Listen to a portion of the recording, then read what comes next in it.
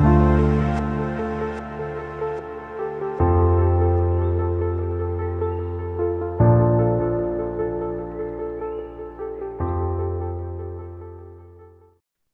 to the Shaman Stories podcast. Today, my guest is Joann Marchese. Why don't you go ahead and introduce yourself, Joann, and tell people what you do today? Hi, Jeremy, and thanks for inviting me. I am a mindset coach and Reiki master. I own a business called Infinite Mindset, where I help people basically reprogram their mind through a method that I've kind of constructed. I call quantum reprogramming.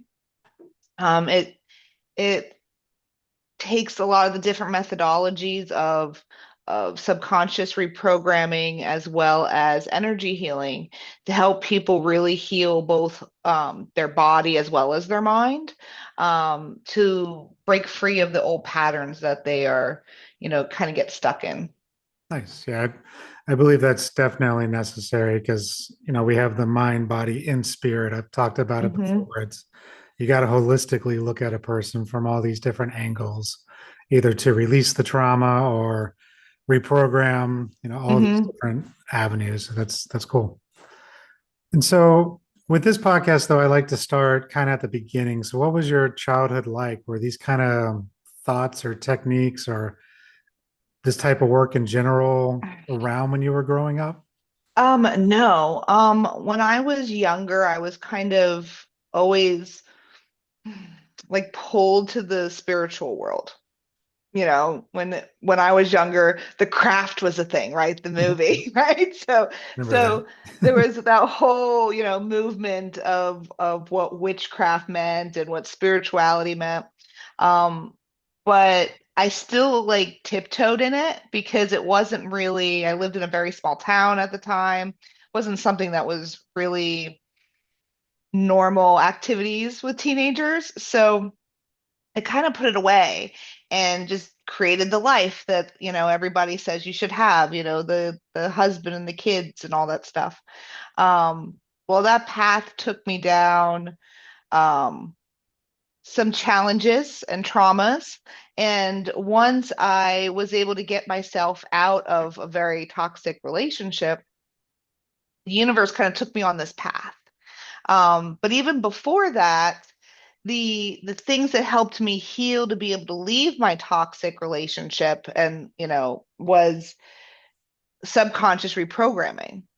I had a lot of traumas from childhood and from teenagehood and even adulthood that my brain wasn't really able to repattern some of the generational traumas, things like that. So I found subconscious reprogramming worked very quickly to help me identify what I call the bottom of the Jenga, Mhm. the belief at the bottom and yank it out so that you can then move forward with new action versus talk therapy where you just talk about the same issue over and over and over again. And what I found why doing that is it actually healed those programs in me and allowed me to heal enough to be able to even leave my spouse to be able to build a better life for myself. And that kind of was the beginning steps. And prior to that, like the universe was guiding me to get Reiki. So that's kind of what introduced me to the subconscious reprogramming. So I did a little bit of Reiki, did the subconscious reprogramming, left my husband and started on this path of basically shedding all of the things that weren't me anymore. And during my self-love journey, I had met a wonderful man, and we didn't even know what twin flames were. I didn't know what that was at the time. I didn't actually know till later on. But he was my twin flame and he helped me to grow and heal in ways that I never even imagined I could. But the weird part of the story is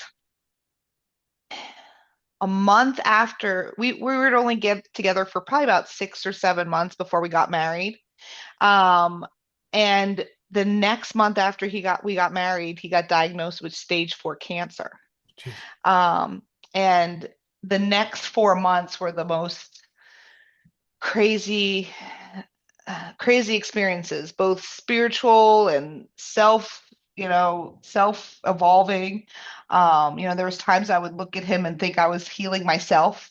And he went from being the strongest man I knew to being, completely dependent on me for everything, even moving and walking. Um, so during that time, it allowed me to really see the world differently. I saw the rippling effects of our love on other people, and how his cancer had also brought people together, and I saw all the pieces that if me and him never came together, I wouldn't have experienced, and he would have had a horrible, horrible end of days if I didn't have meet him. So when he died, 4 months after he got diagnosed, which was also another weird synchronicity because it was actually exactly an entire 365 days. So exactly 1 year from the day that I moved in with him to the day that he died.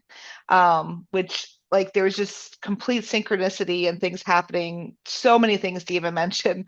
But after he passed, it was like it's like the world reprogrammed or the universe reprogrammed my mind.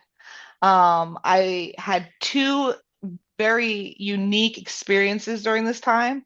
One was that my brain was like completely wiped, like to all the belief systems. So, that money is important and what you look like is important and all those belief systems that tie up everything. I realized that once you rip them all out, my brain didn't know how to connect the things, right? Like, well, if I don't care about money, then what am I gonna do? Like if I don't care about the way I look, then what does it matter what I wear? Like my brain just couldn't connect things anymore.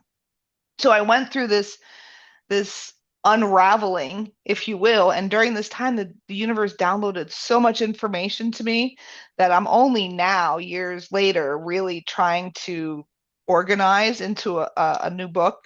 But the part that happened, I went through that, through this, awakening of starting to realize, all the little secrets that nobody tells you about.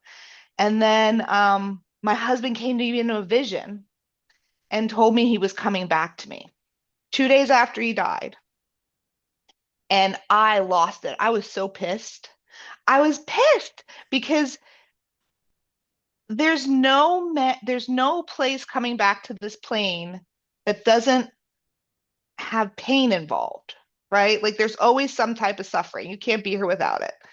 And he just went through all that with all the cancer. And I was like, there's no way. Do not come back. Like, I love you, but don't come back for me. Please don't do this. And it took me a couple days to really wrap my head around. And my girlfriend, he went to her in a vision because I thought I was going crazy at one point. I was like, maybe it's just your grief. This ain't real. Like, but my girlfriend, who's a psychic, she came to me and said he came to me and told me blah, blah, blah. And our stories matched up. And we didn't talk to each other. So I was like, all right, that's my, validation that I'm not crazy. Um, but I didn't know what that looked like. And I finally came to terms and said, well, you know more than I do now, right? Like I know nothing now. So if this is what you think is best for our growth, I will focus on my healing. And when I'm ready, send whatever that looks like. I have no idea what that meant. Um, Actually, that pushed me down meeting another woman who had a similar situation, which then also gave me even more validity that this is possible, right? Like, I don't know what it looks like, but just keep your mind open. Mhm. So I went through so much that I didn't want to close myself off from receiving anything that the universe would want to gift me, I guess is the word. Um, because our belief systems will block anything, right? So if I don't believe something is going to happen, I won't receive it. So I wanted to stay completely open to any possible opportunity.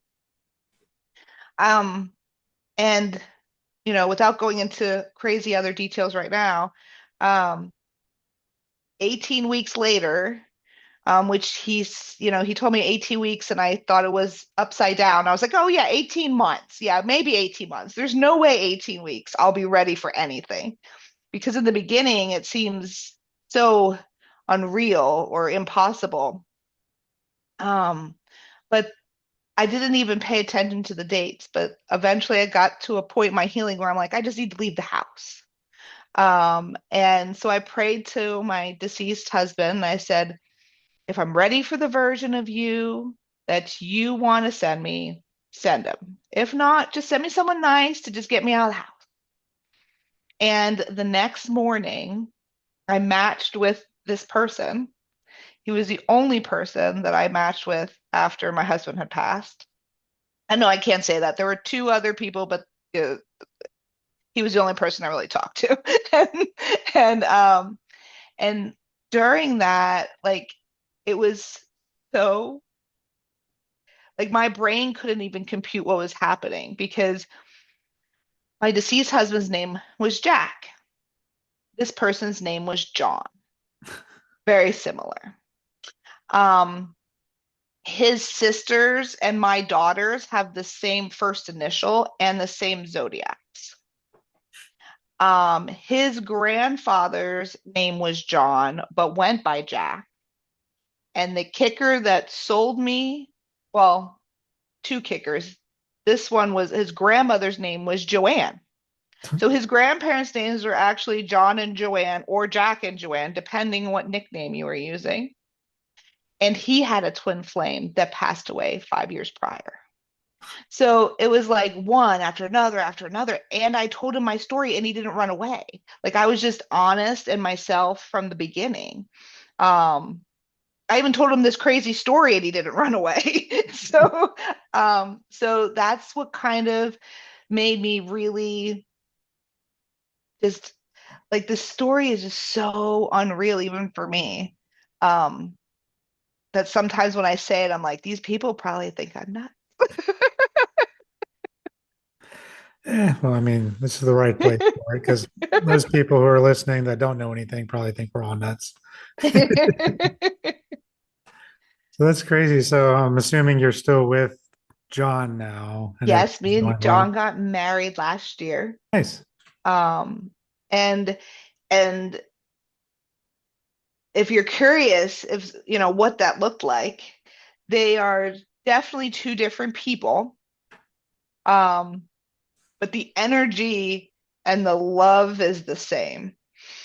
It's hard to describe that without experiencing that. Hmm. But the funny parts were when I was healing, I sketched a picture of him and it looks exactly like him. My uh, visions, or no, my girlfriend's visions of my husband kept saying, I'm going to come back better and stronger, and my teeth are going to be this nice, and blah, blah, blah, blah, blah. Right. And I'm like, I didn't have a problem with you the way you looked before. Like, but he did. He came back. Well, come back is a relative term, but um, younger. My husband was 51. John is 30. Well, he's now 36. Um, he's taller and stronger and nicer teeth. I mean, he does. He has all the things. Not that it's a good or a bad thing, but the part that really set them apart though was their childhoods. So because of what I feel, this is how I feel. What happened was when I got like reprogrammed after, it healed a lot of my childhood trauma and Jack's childhood trauma. So when John came into my life, John didn't have any real childhood trauma. Like he had a really great childhood. His parents are one of the most amazing people I've ever met. Like his family's super supportive and loving and encouraging, where Jax wasn't that when he was a child. But it's interesting to see the comparison and the different, like, just the different things. It's like they have the same essence, but they have gone through different experiences. I could see that because I've also talked with people who who like feel like a part of like an angel might be inside them. So not completely taken over by like Angel Michael, for example, but like Mhm. a small part of him, like a seed breaks off and can go into multiple people to help him do his work in different ways. And so if that's possible, then I don't see why it wouldn't be possible for our higher self soul to be able to kind of break off and be in multiple places at once, experience different lifetimes at the same time. And I mean, time is not linear like we want to believe anyway. So Mhm. why couldn't there be multiple versions of our essence out there at the same time doing different things? Agreed. And we all have a very unique like signature. So the other weird experience that happened to me was when I was doing my healing, um, there was a moment where I felt like we almost like merged as one being. I the people that were taking care of me the first couple days, God bless them. I'm so thankful for them. Because like I was just standing there and I feel so strong like out of nowhere. Because that's what it felt like. It felt like we were merged more. And then I started taking on some of my deceased husband's interests, like writing. I don't like writing at all. However, I've written a couple chapters in the or a chapter and a co-authored. I just co-authored this book called The Change, which I'll give you the information at the end. Um, that I talk about my quantum reprogramming and how I came up with that process. I'm working on a book right now regarding a theory that I have based on a combination of spiritual and simulation theory. Um, and he was a writer. My deceased husband was a huge writer. So it's just interesting if it's not, energetic, it's definitely something there that makes me want to do things. No, I can see that. And I guess let's go into the quantum reprogramming. So like you said you were having a bunch of downloads and things were coming to you. At what point did you realize, oh, I need to start doing this or I can do this on other people? So I already was a Reiki master when my husband had passed. And before he passed, I didn't accept all the parts of me. That was, part of my journey was to learn how to love and accept all the parts of me, especially the ones that don't really fit in other places. And my spirituality and my spiritual gifts are definitely one of them. I am a pretty some people say I'm a pretty good tarot card reader. I do a really good, my energy work is where that's my real passion.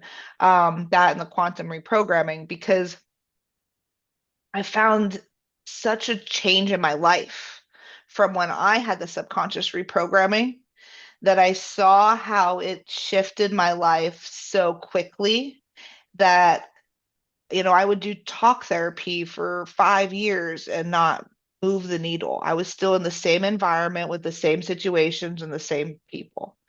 Um, and the subconscious reprogramming was really the thing that shifted everything. And then I learned how to kind of work with myself to do it. It takes longer to do it yourself than to have someone do it for you, of course. But it gave me the principle of how to exercise it and do it myself. And then after he died, I was like, all right, you need to accept every part of you. Like, you got this gift. John came back into or not back, but John came into my life, and I was like, the universe gave you your love back. Like, you need to honor that and you need to embrace the fullness of you. And like I came to this big realization that, you know, I was hurting other people by not showing up as me. So I had to step into the shoes. And that's when I started exploring and experimenting with mixing the energy healing and the subconscious reprogramming. to do the holistic approach. Some of my clients like, card reading too, so we throw that in the mix. We make it a fun event. But I love to customize the experience to whatever my client needs, Hmm. and whatever is going to help them grow the fastest. I've had all kinds of interesting cases, ones with extreme hypochondria, like to where she thought she was dying every day, to now to her being in the complete opposite end, loving life, going to start a business, like is just healthy and happy, and that's why I do it, because I just love watching people change, and because it happens so fast, like you can see it in a matter of months. Um, and it's just brings me just so much joy. But I had to get out of my own way first. I really did.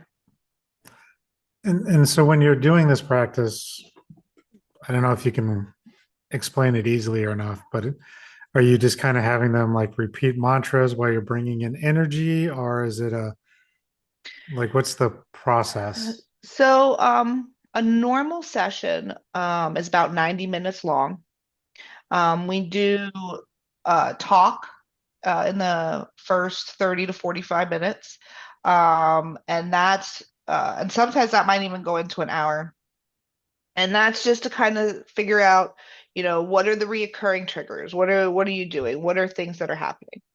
And then together, me and my client will dive into the belief that's the core of it. Like I said, it's like a Jenga set. Mhm. So like you could have a whole bunch of beliefs, but they're stacked on top of one. And if I could figure out what that one is and pull it out, I could pull a whole bunch down with it. So, um, so I intuitively get guided to be able to identify what those core beliefs are. I channel like pretty much the whole time.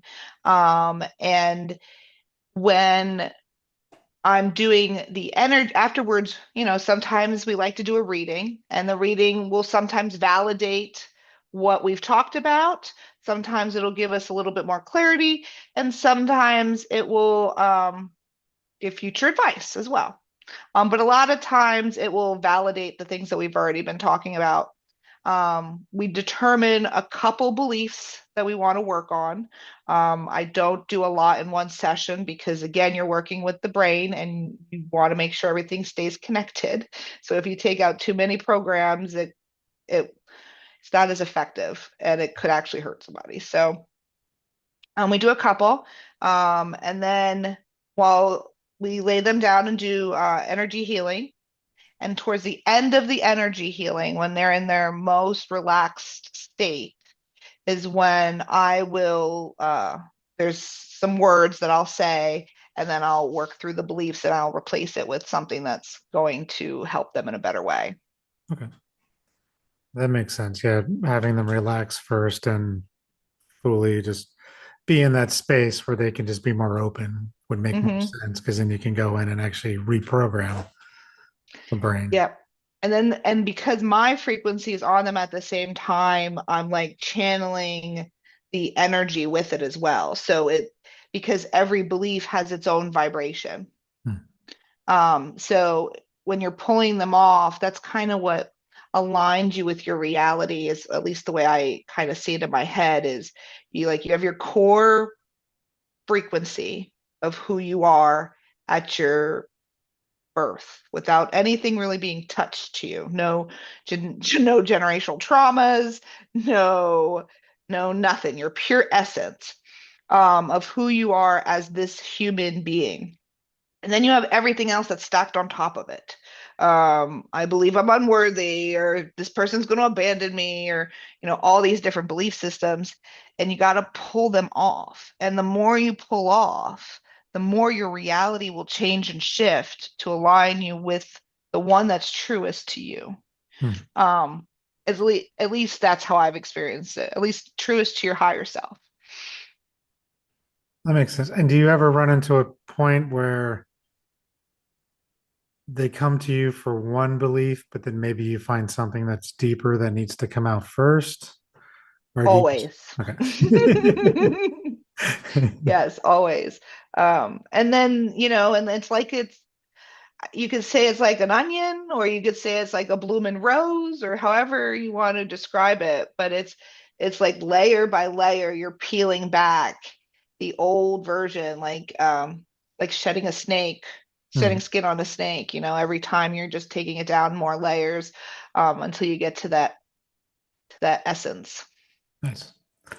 Yeah, and that's kind of one of our practices in my shamanic lineage is, when we hit the south direction, which is the first direction of our medicine wheel, we're actually shedding our past the way the snake sheds its skin. We're letting go of these old stories and moving through these things that trigger us and just letting them go Hmm. and just moving through, kind of like peeling back. And there's always something new. Like, I don't think I've ever gotten to the bottom of all of them yet. No, I was in denial at one point and was like, yes, I think I'm done. And then like the universe was like, nope, here's another one for you. But it's just like a unraveling of yourself. Um, it's exhausting at times. You definitely have to remind yourself to enjoy the journey and take the break. It's not a race. There's no finish line. And the universe doesn't care how long it takes you to get there. Yep. They don't care what kind of side quest you need to go on before you get there. It doesn't care. Um, so enjoy it. I always tell people try to find the enjoyment in it. Um, it's part of your lifestyle, kind of. And when you remove a belief, do you ever find that if someone gets, for lack of a better word, re-triggered again, or sometimes those beliefs can come back? Or is it a little bit harder for them to come back? They very they'll co- It depends on how rooted the belief was, we'll Hmm. say. How far back and how dug in. So if it's something that went back like 10 generations, right? It might come back a second or third time, but it's definitely less. It's like an echo, you know. And that is usually just your autopilot or your ego like reprogramming. Like, are you sure this is what we wanted to do? And you're like, yep, this is what we wanted to do. Okay, so now we're going to move forward. But the idea is that the action that you're taking is always in direction of the new belief. And if that is the way you're going, then the belief will eventually just solidify as new programming and get programmed. Just like when you drove a car for the first time, right? Like it took you a minute. Like you had to figure out, oh, I got to put the foot on the gas. I got to figure out how to do the brake. And now you literally can drive down the car and don't know how you got from A to B, right? Right. So it's the same concept. It's exercising your mind. People spend a lot of time on their body, but they don't spend as much time on exercising their mind. I guess you kind of hit on my next question was with the core beliefs, you mentioned like 10 generations, but is it also the person's past life or is that more just generational 10 generations? I would say all of the above. I Okay. look at since time doesn't exist and we're all basic energetic beings, all living in the same energetic soup, if you will. We're also healing collective consciousness, right? Like it's all coming up for us. And the more we heal it in ourselves, whatever it is or wherever it's coming from, it's going to help us. It's going to help our lineage forward and backward, and it's going to help the collective, which is astonishing, right? Just by healing the inside of you, you're healing it like a Russian doll, like nesting dolls. Yeah, I tell people that all the time too, because, again, with my lineage, it's whatever work you're doing on yourself, you're healing 7 generations ahead, 7 generations behind. And so that you always want to be mindful of what you're doing today, how that will affect 7 ahead and 7 behind. Hmm.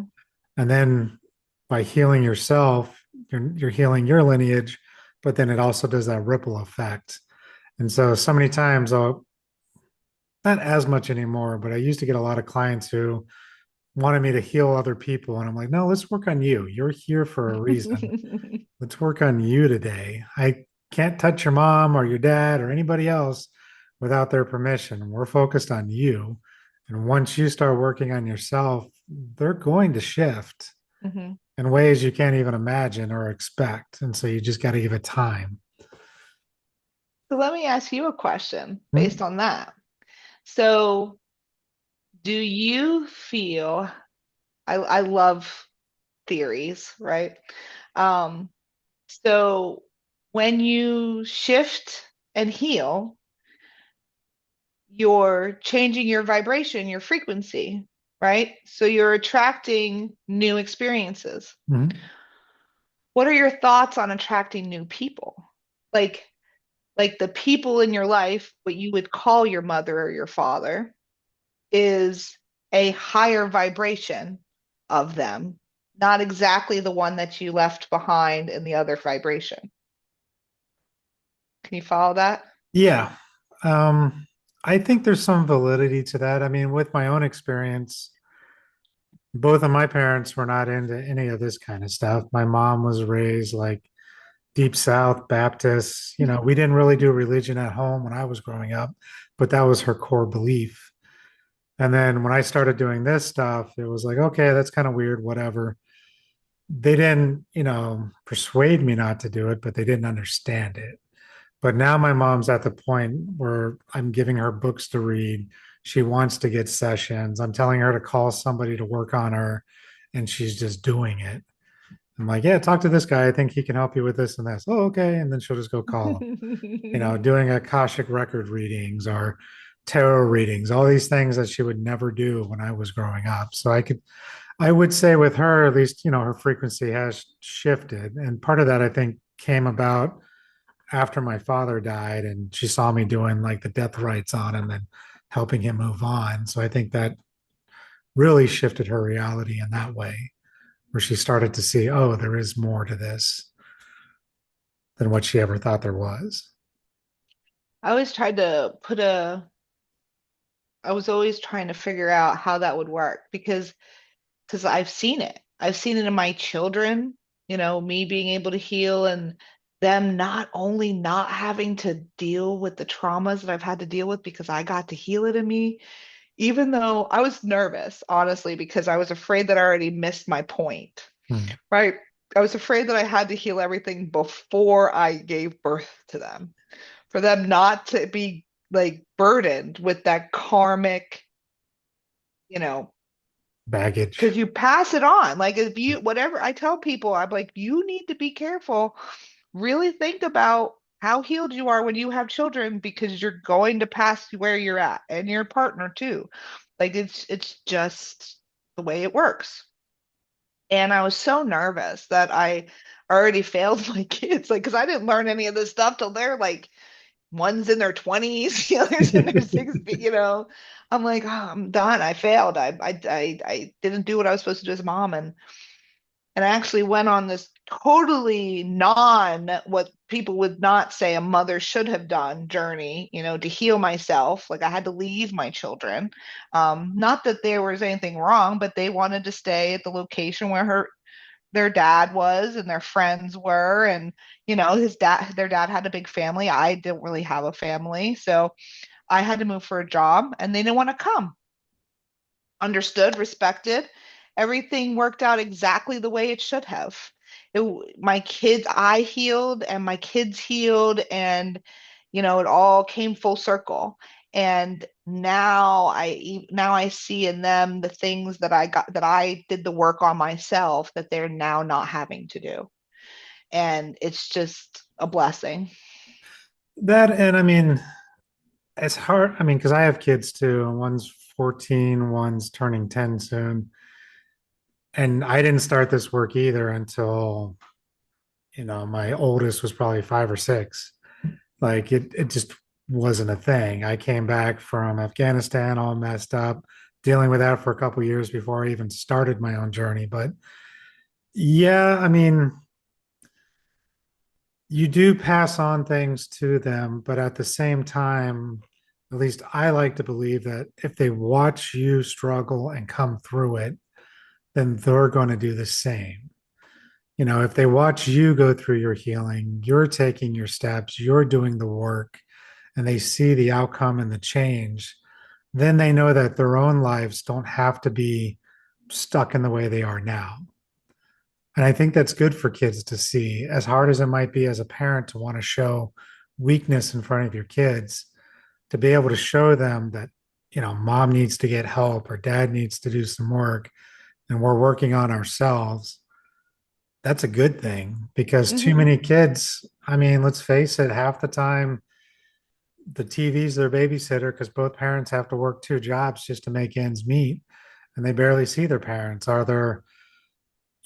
might eat dinner together if they're lucky, and usually it might be fast food. So there's already a lot of issues there to begin with. Hmm. And now you have a parent that might be having their own version of depression, anxiety, PTSD, whatever trauma baggage they're bringing, and they're watching their parent get through this. To me, that's a good thing for the child to see. To, I to do see too. to see that journey, to see the effort that it takes. And to be also okay with that parents didn't have to stay together. Yeah. That because a lot of parents stayed together just for kids and then taught the kids that they need to stay together just for kids and they need, and that's another cyclical behavior. So the fact that they saw that you can make a choice in your life that might not be as healthy for you at one point, but still be able to choose a different choice later. Um, that I think is a real important lesson. You can always change. Yeah, and the divorce thing's hard because I was actually just talking to some people about that last week, and some friends of mine. One of my friends, that she divorced really late in life. Like she was talking about how she found like a drawing from her oldest who is like in her 30s now, and the drawing said, I don't like it when you and dad fight, and she was 8 years old when she drew this, and she was like, this was going on back then, but we stayed together because we wanted to get through the kids. But then the kids are adults and the parents are divorcing and they're like, what the hell's going on? And so now that the kids are even more confused, but then when you do it as a child or when they're children, they think it's their fault. I don't think there's ever an easy time to get divorced. You just need to No, find a way to do it as applicably as you can without causing more drama, the best that you can do it. agreed. Yeah, I definitely that was definitely my take on it. Um, was always to make sure that I was doing what was right, but for the kids, not necessarily what was right for me or what was made me happy or comfortable. Like I had to sacrifice a lot of my time with them in order to allow them to grow the way they wanted to grow. Mm. Um, and I'm so thankful that I did because my because of the weird experience that we did have, my youngest got to experience the most amazing things that she wouldn't have experienced any other way. I mean, she's 17 years old and has been on two cruises, and like she's a really good athlete on honor roll. Like she's just I'm just very blessed at how everything, turned out. And I truly believe it had to do with the way I held and carried myself. When I left was the first time I really said, who am I? Like I hated the person I was. I wasn't me. I was this miserable person. And I didn't like the way I acted. I was always lying because I didn't want people to know what was going on in my life because it was such a mess. And so I said the first thing I was like, I'm not going to lie anymore, ever. I want somebody to, if they said Joann said that, they know it was truth. Everything I ever said was truth. Doesn't matter who it was. Plus, it's a karma thing. Like you lie, bad things happen. Hate to say it, but even the little ones, it might just be little bad things, but it's still energy. So that's where it started. And then that put me down a spiral of, well, if I can't lie, that means I have to change the way I behave, right? I have to act in a way that I wouldn't want to lie about the way I'm acting. I have to hold myself to a different level. And when I do make a mistake, I need to hold myself accountable. So that shifted, that one little thing just shifted me completely. So that also changed the way I talked to my ex, talked to his wife, and made sure that, everything was always respectful and because that domino effect happened, I think that's what really allowed my family the ability to heal. Hmm. Because if I would have stuck in the same spiral as everyone else, and I can't be friends with my ex-husband's wife, and I can't be this, and all the stupid programs that don't freaking matter, I wouldn't have the relationships I do with them now. Hmm. I wouldn't have the ability to go to events with them all and sit in dinner and everything be fine. So the way I carried myself definitely not only helped the situation, but set a good example for them and how to handle these situations. And then others lead with you. Hmm. Because if you're not going to show up to their level, they have to show up to yours. Like it's it just helps the situation in its whole. Nice. And with the quantum reprogramming, like, do you work on children at all, or do you just try to stick with adults? Do you find kids are easier, Honestly, or honestly, I have not done a lot of quantum reprogramming on children. I've done Reiki, energy healing on kids.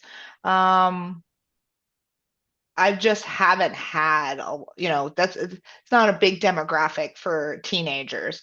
And little children are still so much in a programmable state that they're really, unless it's something extreme, it's going to be overridden as soon as they leave. Like their theta brain, their brain waves open all the time.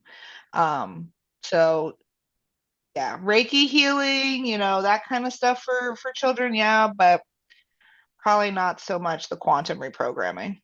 that makes sense? Yeah, I'm always hesitant on working with kids because it's like, well, maybe this child needs to go through this right now Hmm. in order to figure out how to heal it.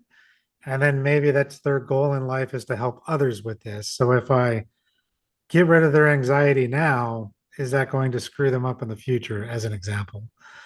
And so I'm always hesitant on, should I work on this, work on a child? Should I not work on a child? Like even working on my own kids, I'm like, should I What do this? I what I do with the kids, because I do work on my own kids. When I do work on the kids, I always say, um, as long as it's for their greater good. So I'm not pulling anything out that they need in order for future lessons. So it's kind of like a fall safe or fail safe. They'll say, So I'm not doing something I'm not supposed to be, that they're not ready for. We'll say that. I like Um, that makes sense. It's a good yeah. little technique. Because yeah, I always worry about that because I've had some people come in with their kids and it's like, oh, they're working on grief or they're working on this. And it's like, well, they might just need to go through it. Like Hmm. they're a child, that's how they learn. And sometimes they just need to have the experience in order to know how to heal it later. And if I take that away from them, is that for their highest good? Yeah, and I wouldn't, in those cases, if somebody brought me a child with grief, it And that would was be just an more, example, but yeah, yeah, but for that example, I probably would stay away from the quantum reprogramming, but still do the mindset coaching and discussion of the situation and the energetic healing, because the energetic healing is important because it gives the body time to rest hmm, and let the emotions kind of flow through it. So it would just to prepare the child for coping mechanisms, because if the parent is bringing a child to you because of grief, it's more than the parent can handle. yeah, So so it's more just trying to figure out what techniques I can use to alleviate and comfort. But as you're right, majority of the time, grief is just a process you need to. I mean, even with my grief, there was no fast tracking it, hmm, right? Like I actually think mine went really fast compared to what I went through, but my experience was different. I was grieving all alone, no distractions from my grief. For months, I wasn't working. So because it was painful, it was a very hard situation. And because of that, because I was in it all the time, 24/7, for months, I was able to feel it. So I rode that wave as much as I could, where other people have to stop. Like, I can't feel it right now. I got to go to work, or I can't feel it right now. I got kids I got to take care of, or I got to do this. Or so they put off that energetic flow and like pinch the valve, and it just extends the healing where I got to just live in it, as present as anybody could witness it. And that's when I realized the more present we are and let ourselves feel it, the faster we can move through it. It's true. And when you do the quantum reprogramming, have you, I mean, that works for beliefs and stuff, but have you ever found that to work for like physical pain? Maybe like chronic neck pain is tied to some belief that they had about themselves or something with their leg. Like, If if if it warrants, hmm, if there is a connection, we could. Um, if sometimes it could be emotional coding too that's stuck in there. I can also I have also done emotional, coding where they take out the emotions that are stuck in the body. That could be causing that as well. So again, it's always a customization to yeah. whatever, fits the client the best. Okay. Yeah, I was just curious if you've ever seen that where Hmm. you removed a belief and then, I don't know, again, neck stops hurting. There is like if you weirdly enough, this is a belief I had at one point. My mom passed away when I was 18, 19. I was 19 when my mom died. And when she died, before that, she was sick. Like she had not sick all the time, but she had ailments here and there. She had fibromyalgia, she had thyroid, she had a hysterectomy. But weirdly enough, after she died, I was young. For something in my brain kind of like I wanted to be like my mom. So I felt like having these issues connected me somehow with my mom. Um, really twisted. But I recognized that this was happening and I had to reprogram my brain. And I had to be like, no, no, no, no, no. Your mom would not want you to have these situations to connect you. You need to find something else to connect you. You need to be the one that healed. You need to be the one that lives for both of you. You need to be, you know what I mean? So I had to rechange that, and that had to be done to stop me from getting sick. Like there was a period of a couple years where I had so many surgeries and so many illnesses, and then all of a sudden I decided I wasn't going to anymore, and they all stopped. I was like, man, I could have saved myself thousands of dollars. Yeah, and yeah, that makes more sense now that I'm thinking about it too. It's kind of like when a woman gets assaulted and then she subconsciously just starts gaining weight so that she can look unattractive, wears the Mm, baggy clothes, does whatever she can to not be, pretty pretty. in order Hmm. that those men won't be attracted to her and mess with her anymore. And so having Hmm. that belief that she needs to be this certain way in order to get by in the world, I could see Yes. that being okay. Hmm. When she started talking, I was like, oh, that's the thing I was trying to explain. Hmm. Makes sense. Cool. And then there was something else I was going to ask you. So with the tarot cards, you use that for kind of just talking about what might be coming up in the session or validating what happened in the session. But do you kind of find other ways of using tarot for healing? Um, I use it like tarot like seems to just call me. I didn't want to be the tarot lady. That is not I never wanted to be labeled that way. It's got such a stigma to it. So I was like I didn't want that attached because I'm like if people think this way about tarot, they're going to dismiss everything else that I have. And so I don't even put it on my website that I do it. I just, when people come in, I'm like, hey, if this is fun to you, we can add it in, right? Like that's kind of how I feel it. Or I have friends and even my coworkers, they like ask me to bring my cards and I'll do things for them. For the most part, oh, and I've done bachelorette parties. They're a lot of fun. But I do them for a variety of reasons. Some is to talk about, you know, what you've been dealing with and what your new challenges are coming up and how to better handle what's coming up for you. Some might be giving advice on a situation that you have going on now. In sessions, though, a lot of times we'll do the talk therapy or not talk therapy, but the talk time, and then the cards then either I do right after, and usually that will validate a lot of the things we've talked about. Like it's weird how they do just, Mhm. oh yeah, look, it says about doing this here too, and I usually run like a couple decks too, and I don't do a normal spread. So I let it be very intuitive. Like I don't even throw, I let the cards fly out. So it's very universal controlled. I try to take myself out of it as much as I can. And I use multiple decks so that they're also validating each other. Because when you have the same message coming across two different decks, it's very hard to deny. So um, that's my approach. But I think a lot of people just think it's fun. Like, I mean, I think that's just, yeah, I think it's just fun. Yeah, I dabble a little bit in tarot, but I'm not an expert by any means. But I do find sometimes I'll be pulling the cards and then looking up what they mean and trying to figure it all out. I'm like, oh, shit. Okay. Yeah, that makes sense. And then other times I'm like, I really don't know what you're trying to tell me. Like, this is not what I asked, but okay, let me figure it out. And then if I remember, sometimes it comes up later and I'm like, oh, that's what it was trying to say.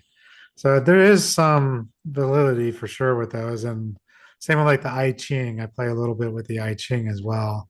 I don't do that as much because that's one of those like big question divination techniques. When you want to know something major, then you use the I Ching. You don't want to waste it on all the day to day type questions from the way Yeah, it was my explained. my husband got into runes for a little bit, Hmm. so we were playing with those.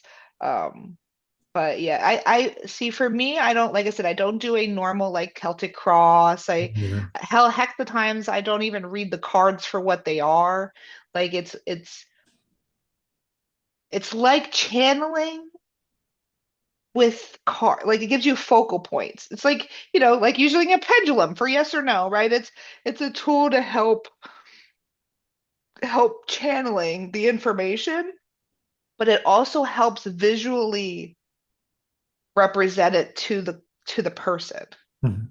So it's not just me coming down and saying this stuff. It's kind of like proof. Like I didn't touch the cards. I didn't make this happen, right? I'm just reading you and you can see, and I show them why I say what I say. And then it's like their proof. So it's Mhm. just not, oh, Joanne said this. It's the card, like this is what the cards are saying. Yeah, Um, so like it says, it gives them more validity to what they're experiencing. interesting. And then my one question I like to ask before I start wrapping things up is what advice would you give to somebody who's just starting out on their journey, regardless of which way it's going for Oh, that's such a big question. Um, be the version of you that you want to see in the world. Since the whole world reflects back at you who you are, be who you want to see. them? Nice. Hmm. Like that. And then with what you do, so I mean, obviously people can work and do a session with you, but you're bringing something new that I haven't heard of. So I'm assuming you're the only one that's doing it. Yes. Do you teach others how to do this? Or are you looking to do that in the Um, future? Maybe in the future. I haven't really thought of a curriculum yet. Right now I'm working on on a book that's going to give a lot of I don't want to give it away quite yet, but it's going to give a lot of intro information to Right. how a lot of the energy and frequencies work. Um, and then maybe once I get that finished, then maybe I'll think about doing teaching. It's Okay. it's a lot of stuff has happened very quickly between this book, and I did some journals. So there's journals on Amazon. Eric can grab those. Yeah. Why don't you go ahead and talk about the books that are out too, so that people can look at them? So I had created two. They're called the Yin Yang journals, Yin Yang Harmony journals. The insides are exactly the same. They're just designed differently. I started with this one. It's very visual. It's got lots of pretty pictures. It's got areas for art, so you're being creative as well. So you're using all the parts of your brain, but it's guided to help identify your triggers, um, do your gratitude, the lessons that you've learned, your wins for the day. And every at the end of every month and at the end of every week, there's reflection. So you can reflect back to see if there's patterns that are coming up in your triggers. So this helps you to be able to basically reprogram yourself. It takes more steps. There's directions in here, but I have the butterfly goddess is what I created first. And then I'm like, oh, I need something for my male clients. So I have the pride and joy, which is the lions.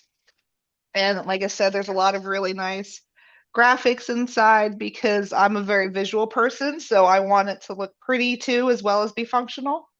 For some of my packages, these journals come with them for free. So a lot of my clients like them because, especially if you've been seeing me for a while and you're coming once a month, you might not have triggers every day anymore, right? Because you've been coming for a while.